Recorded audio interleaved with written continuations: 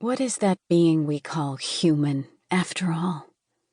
What is this living animal organism of flesh, blood, and bones, nerves, and mind, which lives for a while and then dies, and which the great majority of people esteem so highly, as if it were their own immortal self, and for the comfort of which they often sacrifice their self-respect, their dignity, honor, and virtue? Is it anything else than an animal, in whom an intellectual activity of a higher order than in other animals predominates? Can this mental activity be the product of the mechanical, chemical, and physiological activity of dead matter? If not, what is the cause of this activity? And can this cause exist independently of the form? What is a human being without any intelligence? If intelligence, as it must be, is an attribute of the spirit, what is a human being without any spirit and without spiritual intelligence? While meditating on this question, a stupid laugh sounded close by my side. I had been so engaged with my thoughts that I hadn't noticed the stranger's approach.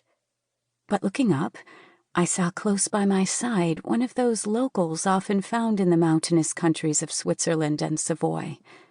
I was somewhat surprised and startled, and not a little annoyed at the unwelcome interruption, and I asked him rather abruptly, "What do you want?" A broad grin passed over the dwarf's face, for such he certainly was, as he answered, "Master says I should guide you to his house." I was somewhat astonished by his reply, but thinking that no intelligent answer was to be expected from him, I asked, "Who is your master?" His answer was, "Imperator."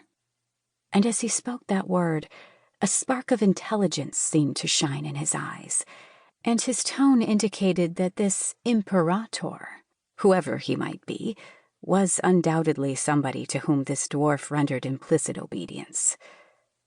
I attempted to ask him more questions and find out who this Imperator was or where he lived, but all my efforts were to no avail, and the dwarf merely grinned and repeated the words he had already said. Therefore, I finally decided to go with him and see how the adventure would end. The dwarf walked ahead, and I followed him towards the base of this inaccessible mountain.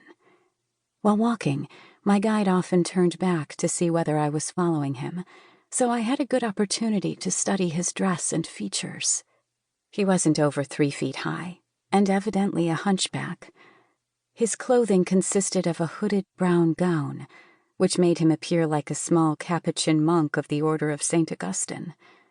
An immense big head and a comparatively large body rested upon very thin and small legs, while his feet seemed again to be extraordinarily large.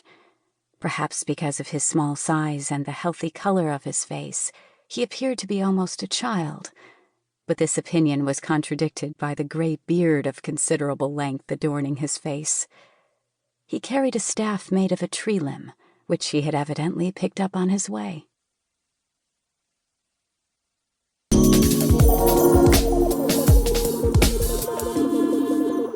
No.